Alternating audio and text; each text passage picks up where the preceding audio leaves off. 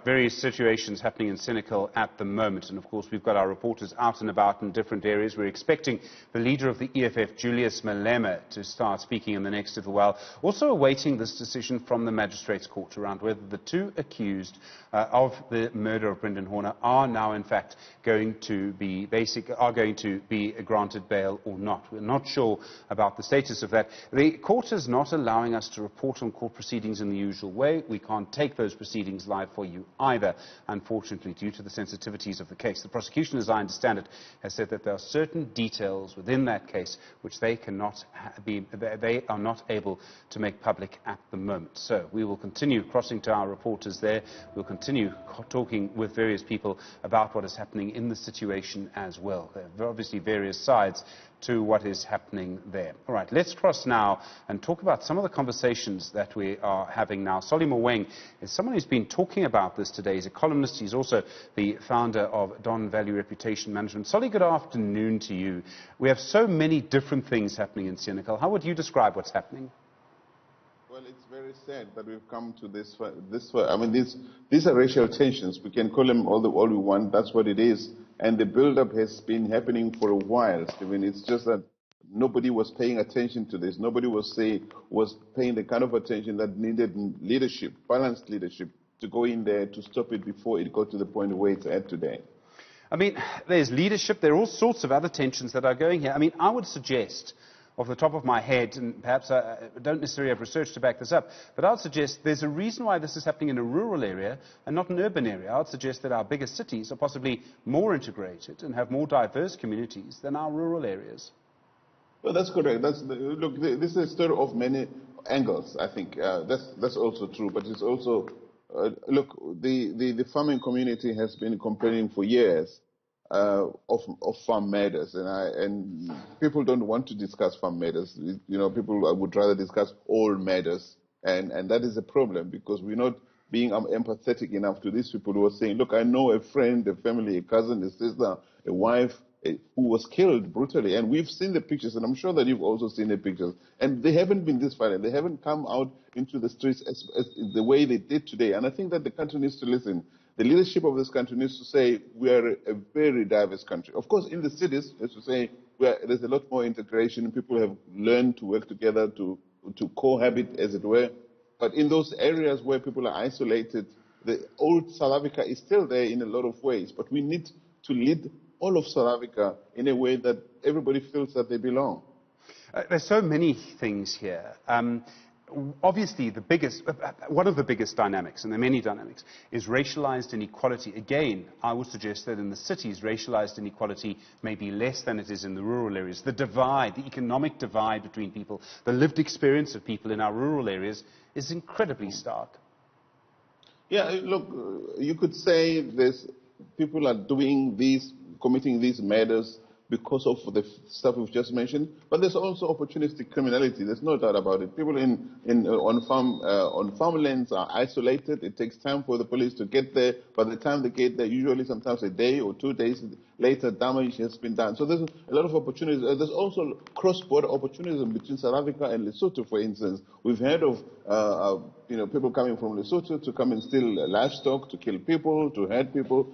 So there's a whole lot of things. But in the end, we still need to have a kind of policing system that takes all of those complexities into consideration. And there's got to be provision for the protection of people living on farmlands. I think that it's very hard to blame one race group for everything that's happening. I think that we knew what we got ourselves involved in when we decided that we don't want apartheid, we want to build together for the future. But that kind of journey requires leadership. I always bring it back to what kind of leadership do we have? To what extent does it understand the complexities of the society and work with it, with everybody? You can't run a country like this making one group of people feel they're justified in. For instance, look at Malema. Malema goes around making threats of war, and nobody goes after him. But one person touches a police van and it's suddenly terrorism. There's something that is not right there. There's got to be equality before the law.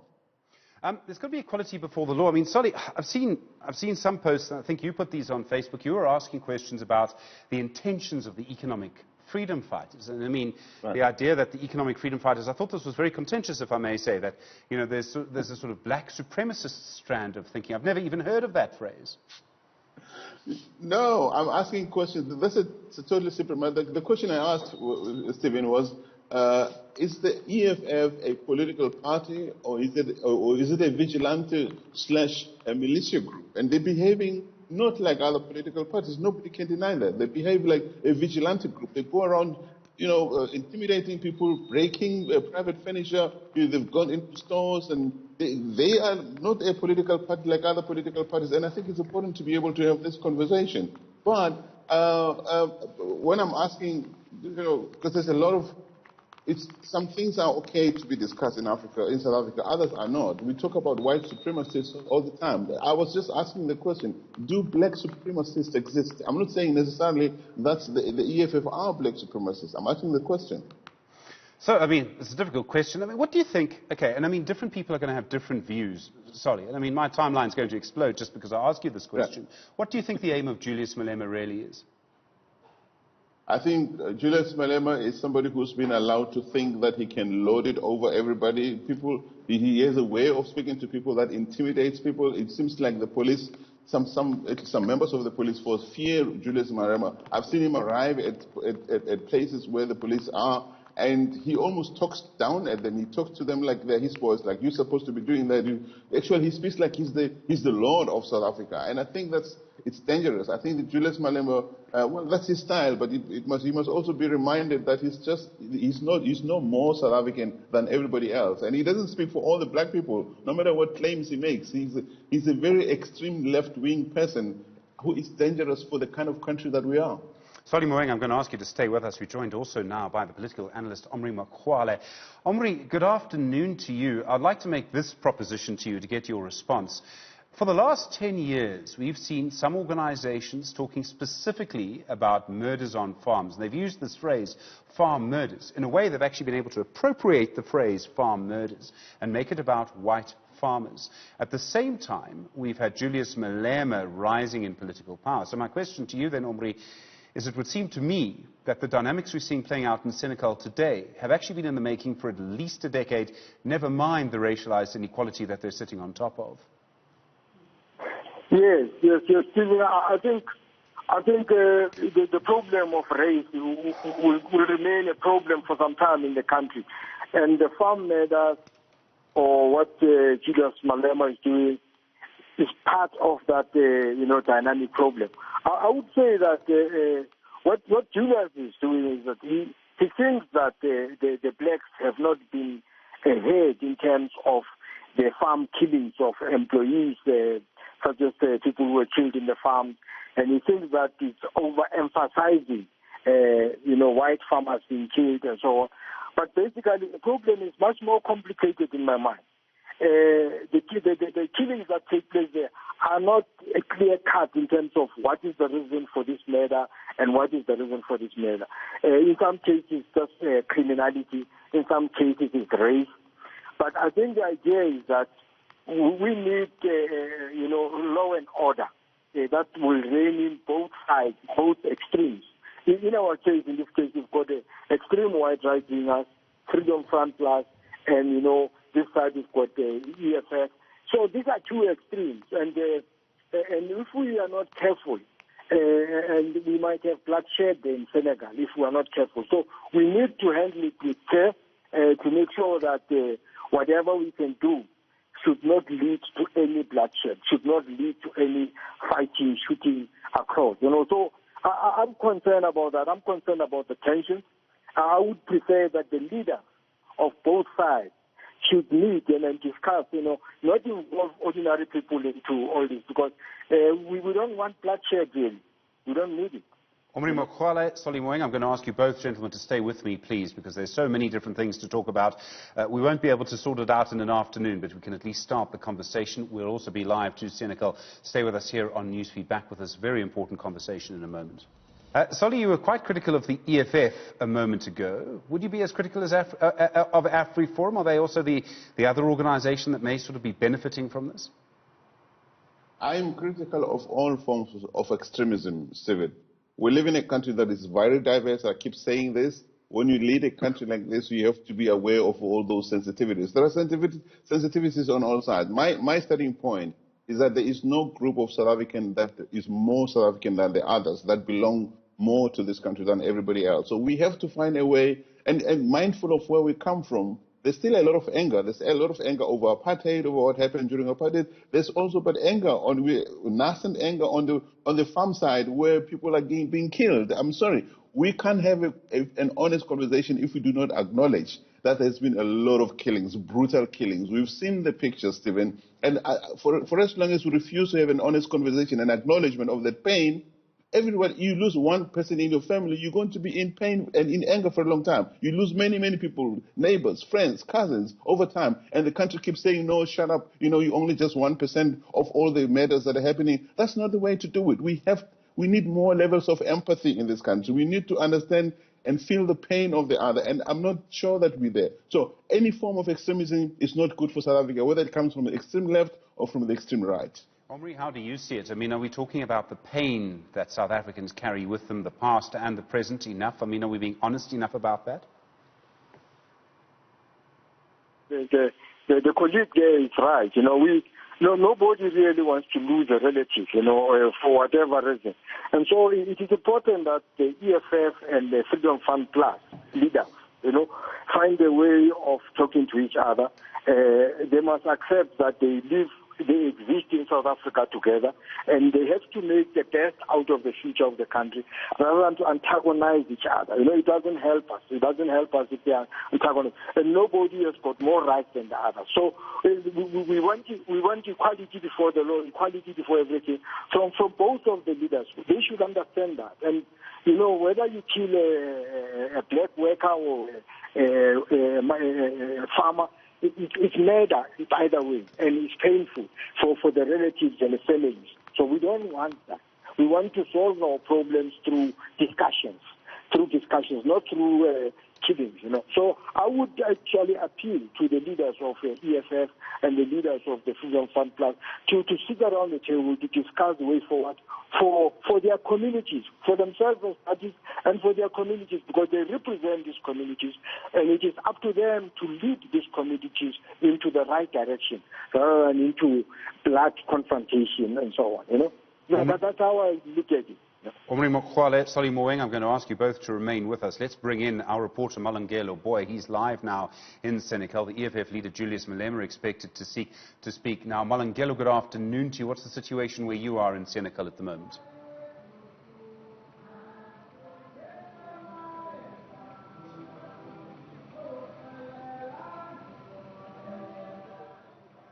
Right, Malungelo Boy, I think you're battling to hear me this afternoon in Senekal. Let's just try again very quickly. The situation in Senekal at the moment, what's happening there? All right, we'll go back there in a moment. All right, Solly Moeng and Omry Makgoale still with us. Solly, I mean, one of the questions that I have, and I want to put this to Omry as well, is that we see in many societies, and perhaps more in democracies, but in almost all societies, when people come under more economic pressure, they grow more frustrated and angrier. That's why in democracies, the economy is so often the big issue. We've just been through a pandemic. 2.2 million people have lost their jobs. My concern this Friday afternoon, frankly, is that we're likely to see more people being more angry and more frustrated, which makes situations like this more difficult to deal with. Yeah, Stephen, I'm a brand person, okay? I approach this from a brand perspective, and South Africa is a country, is a destination brand. All brands must be led by leaders who understand where the brand is going, what the values are, what's the law in the Constitution. And they must understand the complexities of the brands and the intricacies of what's happening inside and outside the brand. So where am I going with this, Stephen? We have to understand that there's pain in all parts of society. After COVID-19, pain is not just felt by black people, it's felt by all of the people of South Africa. There are people, especially in the broader hospitality sector, who've lost businesses and livelihood. And sometimes we talk about them as if they don't deserve to cry, they don't deserve help. And that's wrong. So that's why I'm saying leadership, at the end of the day, is leadership. I don't think that President Ramaphosa, with due respect, is sufficiently present in the current crisis, and this is a big problem. The president needs to be the man who stands up and everybody stops, listens to him. And the president must be able to say, stop it.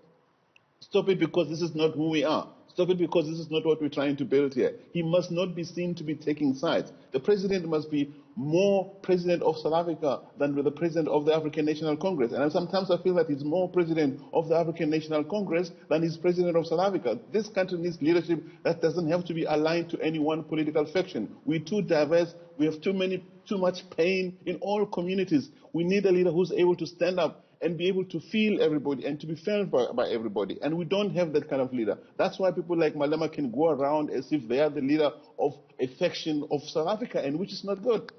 Omry Makgoale, political analyst, how do you react to what Solly Moeng has just said? Do we need more leadership from the president? I will come back to you on the economy in a moment, but do we need more leadership from the president and from the middle of our politics more broadly? I think the president, under the conditions, well, maybe because I'm an ANC member, maybe I see it differently. The president, under the current conditions, he's trying his best. Of course, maybe his best might not be all that good enough all the time, but he's trying his best because remember that the president was elected by the party, not really the country, according to our current parliamentary electoral laws. So he has to satisfy the party dynamics. Otherwise, if he doesn't satisfy the party dynamics, he might be removed in some cases. As we know, the previous presidents were removed. So he has to handle that part besides being loyal to the country. Of course, the priority is the country, but because he's put there by his party, he has to recognize the dynamics within his party so that he doesn't find himself, without the roof. But I would say that the key issue for me is that all political parties, especially in this case, the Freedom Front Plus, the EFF, have to find a way of living together. They have to accept the reality that they belong to this soil together, they own this soil together, and a death in either side is painful because a death on either side has got blood on it. Now, nobody must be allowed to suffer at the expense of the other, So we need to find each other halfway. And I think that the leaders must play a role there. EFF leadership and Freedom Fund, but they must meet and discuss this way forward and how to live as we go forward. Because we cannot continue in this manner, and confrontation is not going to help us. Bloodshed is not going to help us. That's why Nelson Mandela avoided it. We don't want bloodshed.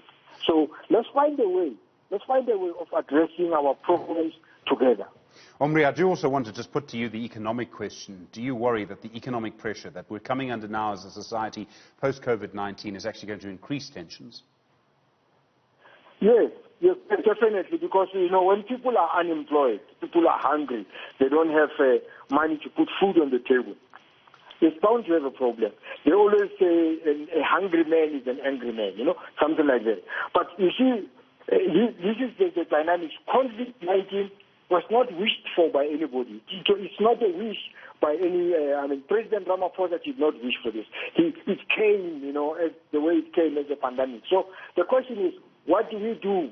How do we recover the economy? How do we put back everybody to employment of some sort? So, and that is the difficulties that maybe Minister Moeng must find a formula to try and bring back. But it's going to be a serious problem. When people are hungry, they are more likely to be uncontrollable because they are hungry. They have to get food somewhere for survival. So it's a big problem, the economy. And I don't know how it can be solved at the moment. In my mind, I don't know how it can be solved. Well, we hope Tito Mboweni will come with maybe a solution somehow. Omry Makgoale, thanks very much indeed. The political analyst, Solly Moeng, do appreciate the time.